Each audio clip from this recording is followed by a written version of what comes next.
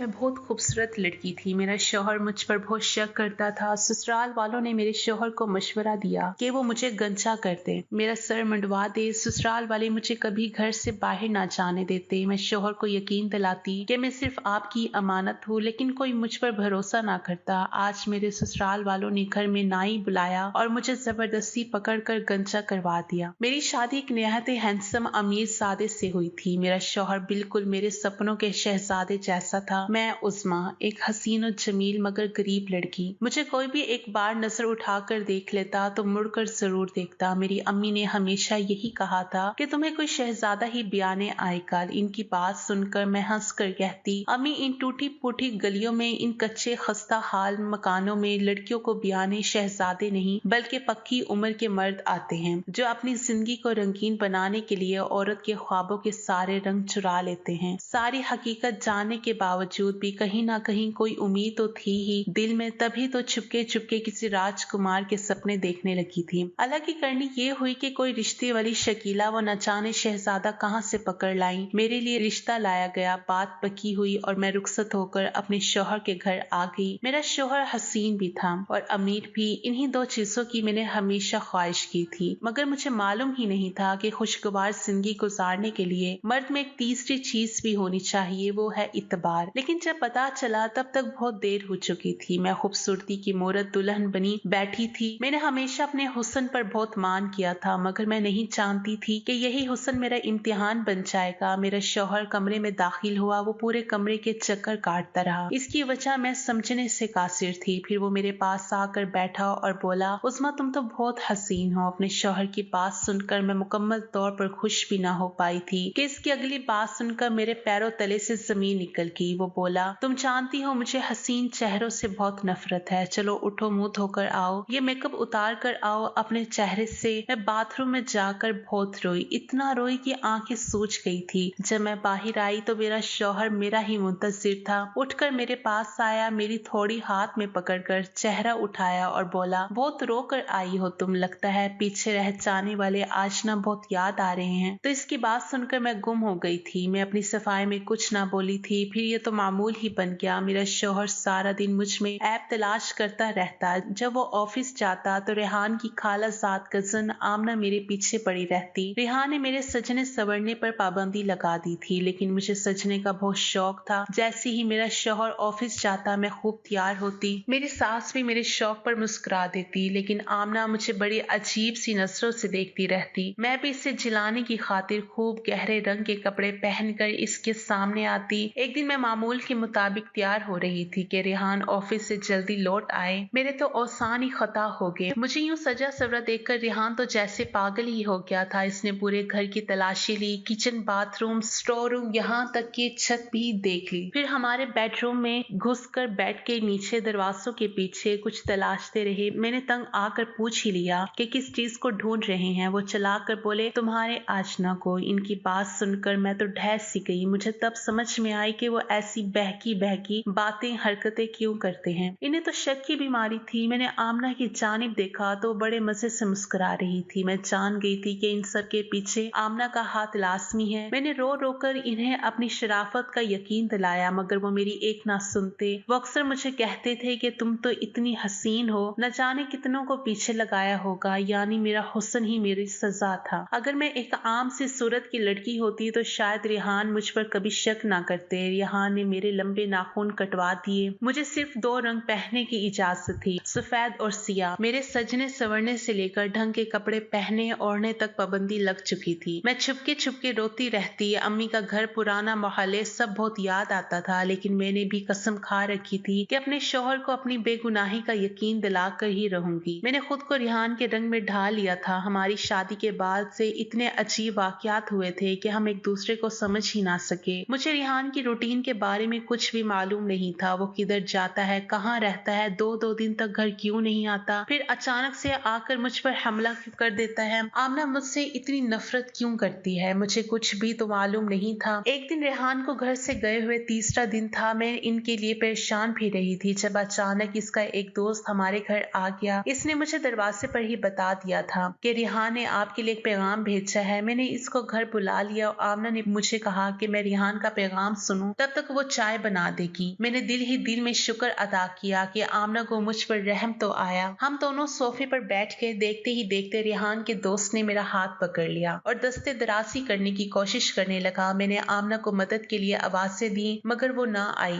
तभी एक मर्दाना आवाज आई, उस्मा तुम, आज तो मैं तुम्हें जिंदा नहीं छोड़ूंगा। रेहान को देखकर मैं घबरा गई। इसका दोस्त तो बाहर भाग गया लेकिन मैं रेहान के हाथों चढ़ गई। इसने मुझे जानवर की तरह मारना पीटना शुरू कर दिया था। तो मेरी ही दोस्त के साथ अपना मुंह काला कर रही थी। तुम्हें जरा शर्म नहीं आई? आज मैं तुम्हें मार कर ही छोड़ूंगा। रेहान ने मेरा गला दबाना शुरू कर दिया। रेहान रुको, ये तुम क्या करने चाह रहे हो? बैरूनी दरवाजे से दाखिल होती मेरी सास जल्दी से आगे बढ़ी और रेहान को मुझसे दूर किया और आमना भी मेरी सास के साथ बाहर आई थी। रेहान जोर जोर से चला रहा था कि अम्मी ये मेरा मुंह काला कर रही थी। मैंने झट से सारा माजरा सुना दिया। ये भी बताया कि मैं और आमना दोनों घर में मौजूद थी, मैं अकेली नहीं थी। आमना तो उछल ही पड़ी, तुम पागल तो नहीं हो? मैं और आंटी तो शॉपिंग पर गई थी। मेरी सास भी खामोश रही। मैंने दुहाई दी, आंटी सच बोलें, बताएं कि आमना आपके साथ नहीं थी। मगर आंटी ने चुप का रोसा ना तोड़ा। मैं हैरान खड़ी इनका मकरूफ फ्रेब वाले चेहरे को तकती रही। रेहान मुझे जान से मार देना चाहता था जबकि मेरी सास ने इसे मशवरा दिया कि मारने के बजाय उस्मा को गंजा कर दो, ना सर पर बाल होंगे और ना ही कोई इसकी जाने मुतवज्जा होगा। मैं चीखती रही मगर आमना और मेरी सास ने मुझे मजबूती से पकड़ा हुआ था जबकि रेहान कैंची पकड़े मुझे बेदर्दी से गंजा कर रहा था। मेरे बाल काट कर वो मुझे लॉन्च में फेंक कर अपने अपने कमरों में चल दिए। वहीं मैं रोते ससकते नाचाने का मेरी आंख लगी। मुझे कुछ खबर ना हुई। रात की आखिरी पहर में होश में आई और उठकर अपने कमरे की जानिब बढ़ गई लेकिन कमरे से आमना और रेहान की आवाजों ने मेरे कदम थाम लिए थे। रेहान, मैं तो पहले दिन से ही तुम्हें कह रही थी कि इस लड़की का इतबार ना करना। वो लड़की अच्छे किरदार की नहीं है। मुझे आमना की बातों से अजीब सी वहशत हुई थी। वो मेरा घर उजाड़ना चाहती थी। मैं खामोशी से वापस पलट आई। मुझे मालूम हो चुका था कि इस घर में मेरे खिलाफ बहुत बड़ी साजिश हो रही है, मगर क्या ये मैं जाने से कासिर थी? मेरा शौहर, आमना या मेरी सास, इन तीनों में से मेरा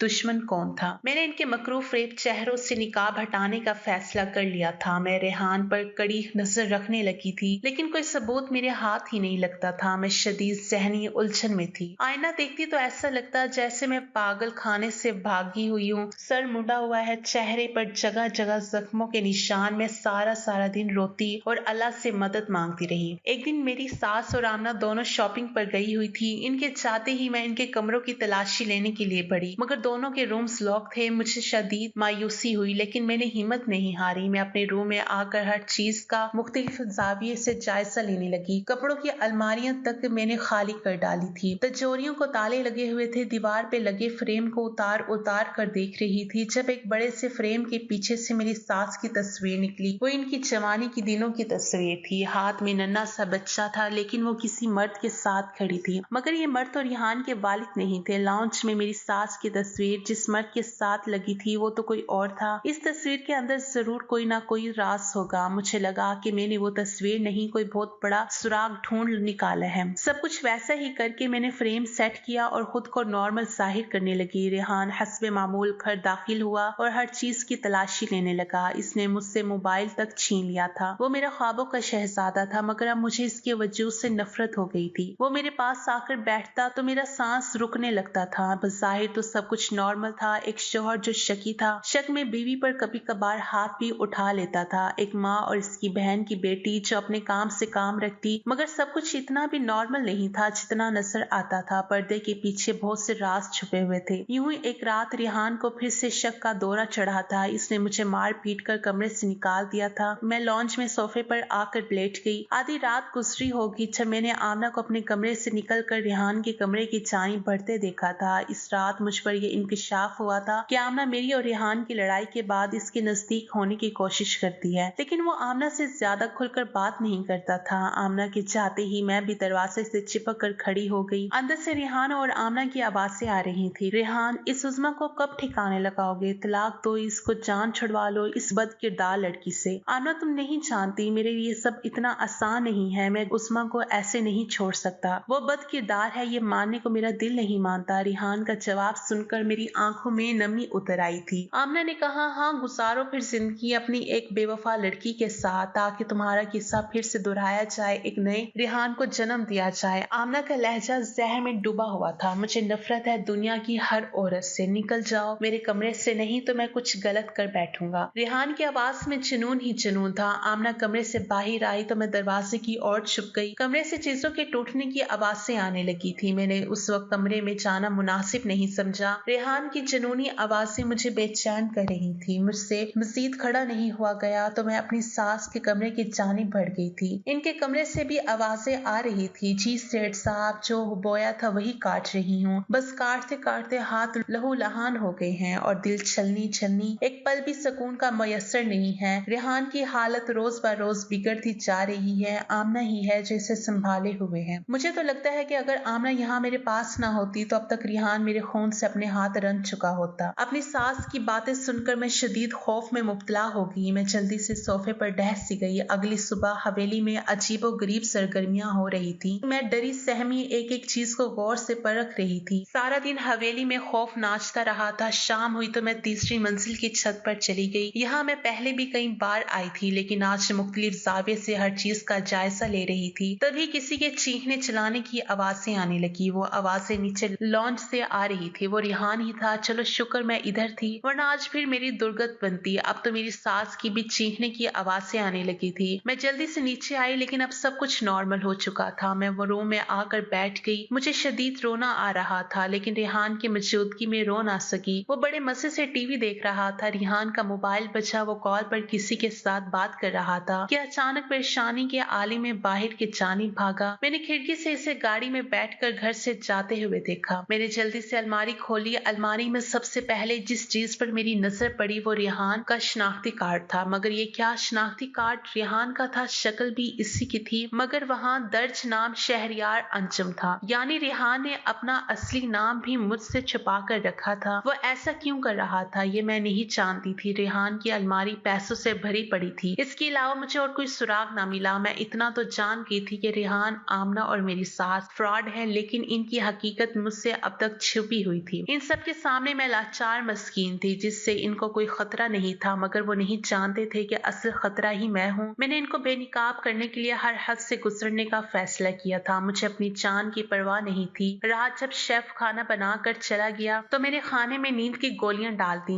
ऐसा करते हुए मेरे हाथ बुरी तरह से कांप रहे थे, लेकिन मैं कर गुजरी। इन तीनों ने रात का खाना बड़े शौक से खाया था। कुछ देर बैठे बातें करते रहे, फिर उठकर अपने अपने कमरों में सोने के लिए चले गए। मैंने आधा घंटा इंतजार किया ताकि वो मुकम्मल तौर पर बेहोश हो जाए। मेरा एक एक लम्हा बड़ी मुश्किल से गुजर रहा था। घड़ी पर आधा घंटा जैसे ही गुजरा, मैं सबसे पहले आमना के कमरे की जानिब बढ़ी। वो बेसोस सो रही थी। मैंने इसके कमरे का जायजा लेना शुरू कर दिया। एक एक चीज उलट पुलट करके देख रही थी। ऐसा करते हुए मेरे हाथ जोर जोर से कांप रहे थे। मैंने आमना की अलमारी खोली। कपड़े बिखरे पड़े थे, लेकिन साइड में मेरी तस्वीरें थी। मैं वो तस्वीरें देखकर हैरान रह गई थी। एक तस्वीर में मेरे साथ एक लड़का खड़ा था। वो लड़का जो मैंने जिंदगी में कभी नहीं देखा था। कभी कभी इसको आइसक्रीम खिला रही थी तो कभी डिनर कर रही थी। शॉपिंग करते हुए मेरे साथ वो लिबास भी पसंद कर रहा था। मैं तो लरस ही गई थी। ये मैं ही थी, मगर वो लड़का। बेबसी ही बेबसी थी। आंखों में उभरने वाले आंसू पीकर मैं अपने मिशन में लग चुकी थी। फिर इस लड़के के अलावा भी बहुत से लड़कों के साथ मेरी तस्वीरें आमना की अलमारी में पड़ी थी। मगर क्यों, यह भी मुझ पर अफशा नहीं हो सका था। आमना के कमरे की चीजें सेट करके मैं अपनी सास के कमरे में दाखिल हो चुकी थी। अपनी सास की अलमारी से मुझे बहुत अजीब सी मालूमात मिली। एक डायरी थी जिस पर बच्चे की लिखाई में लिखा गया था, मुझे अपनी माँ से नफरत है। दूसरे सफर पर लिखा गया था, मुझे मेरे बाबा बहुत याद आते हैं। नए डैड बहुत बुरे हैं। आगे आगे राज खुल रहे थे। मुझे औरतों से नफरत है। औरतें बेवफा होती हैं। मेरी माँ ने मेरे बाबा को चीट किया है। सब कुछ साफ साफ दर्ज था। मैं भी डायरी से और भी मालूमात समेट रही थी जब अचानक किसी ने पीछे से मेरा कंधा हिलाया था। मेरी रीढ़ की हड्डी में सनसनी दौड़ गई थी। मुझ में इतनी हिम्मत नहीं थी कि पीछे मुड़कर देख सकूं। मैं पत्थर का बुत बनकर खड़ी रही थी। दो हाथ आगे बढ़े। वो जमीन पर बिखरे हुए कागजात को जल्दी जल्दी समेटने लगे। वो हाथ किसी और के नहीं, रेहान के थे। इन कागजात को अलमारी में रखकर वो मुझे बाजू से खींचता हुआ बाहर ले गया। रूम का दरवाजा बंद करके इसने फिर से मेरा हाथ पकड़ा और मुझे अपने कमरे में ले गया। मेरी हालत बिल्ली के शिकंजे में फंसे हुए कबूतर की सी थी। वो मेरी हालत देख के जान चुका था, उस्मा मैं चाइनीज शौक से नहीं खाता। लगता है तुमने सारी नींद की गोलियां चाइनीज में डाल दी थी। एक तो गोलियां कौरमे में भी डाल देनी थी ना, वो कह के मार मार के कह रहा था, मैं तो कब से तुम्हारा इंतजार कर रहा था कि तुम कमरे में आओ, मैं तुमसे कुछ कहूँ, कुछ तुम्हारी सुनो, मगर तुम तो आज अनोखा काम ही कर गई हो। तुम्हें ये सब नहीं करना चाहिए था। वो अजीब अजीब बातें करता चला जा रहा था। मैं शदीद घबराई हुई थी। इसने मुझे कुर्सी पर रस्सी के साथ बांध दिया था और खुद सोने चला गया। मुझे यकीन है तुम ये रस्सियां खोल नहीं पाओगी, तुम मुझे छोड़कर नहीं भागोगी। मेरे सर में दर्द है, मुझे सोना है। इसकी बात सुनकर मैं सारी रात रोती रही, अल्लाह से मदद की फरियाद करती रही। मुझे नहीं मालूम था कि कल क्या होगा। दुआ करते करते अचानक का मेरी आंख लगी। आंख तब खुली जब मुझ पर किसी ने ठंडा ठंडा पानी गिराया था। मेरे सामने आमना बपरी शेरनी बनी खड़ी थी। तुम्हारी हिम्मत कैसी हुई मुझे नींद की गोलियां देने की? वो मेरे मुंह पर थप्पड़ मार कर चिल्लाती रही। फिर जब वो साइड पर हुई तो मेरी सांस आगे बढ़ी। जी बेटा, क्या क्या मालूमात हासिल कर ली आपने? वो अपनी फरेबी लहजे में बोली। वही जो तुम सबकी हकीकत है, तुम सब मेरे दुश्मन हो, धोखेबाज हो। मैं चीख रही थी, आराम से, ज्यादा चिल्लाओ नहीं, कुर्सी पर बंदी बैठी हुई हो, कुछ तो तरस खाओ खुद पर। मेरी सास बोलती जा रही थी, देखो इस डायरी से तुम्हें कितना सच मालूम हो गया होगा। मैं तुम्हें सब तफसील से बताती हूँ, गौर से सुनो। लेकिन पहले इसके हाथ खोलो, इसे आजाद करो। इन्होंने रिहान की तरफ इशारा किया। रिहान ने मेरे हाथों से रस्सियां खोल दी थी। मेरी सास आगे चलने लगी और मुझे अपने पीछे आने का इशारा किया। मैं भी इनके पीछे चलती इनके बेडरूम में दाखिल हो चुकी थी। सोफे पर बैठकर इन्होंने मुझे भी बैठने का इशारा किया था। मैं भी बैठ गई। देखो उस्मा, मुझे मालूम है तुम मुझसे नफरत करती हो। तुम्हें लगता है कि मैं चाहती हूँ कि रिहान तुम्हें मारे पीटे, मगर ऐसा नहीं है। मुझे तुम बहुत अजीज हो, बिल्कुल अपने बच्चों जैसी लगती हो। वो बोलती जा रही थी और मैं खामोशी से सुनती जा रही थी। रिहान को औरतों से नफरत अपनी माँ की वजह से हुई है, यानी मेरी वजह से। मैंने रिहान के बाप को धोखा दिया था। मैं इनकी बात सुनकर हैरान रह गई थी। मेरी और रिहान के बाप की मोहब्बत की शादी थी। रिहान की पैदाइश के बाद मैंने रिहान के बाप के दोस्त के साथ गलत ताल्लुकात बढ़ा लिए। मैं इतना गिर गई थी कि हम हर रोज मिलने लगे थे। चंद 6 साल मैंने रिहान के बाप को धोखे में रखा, मगर मर्द बेवफाई की भूख सूंघ ही लेता है। इसके बाप को भी मुझ पर शक हो गया था, मगर कोई सबूत इसके हाथ नहीं लग सका था। 6 साल की बेवफाई के बाद मैं थक गई थी। मैंने रिहान की उंगली थामी और इसे लेकर घर से भागकर सीधा इसके दोस्त के घर आ गई। मैं यहाँ साल भर रही। फिर एक दिन हिम्मत करके खुला के नोटिस इसके बाप को भेज दिए। 3 दिन बाद तलाक के कागजात के साथ एक खत भी आया था। इस पर लिखा था कि मैं तुम्हें कभी तलाक ना देता, मगर तुम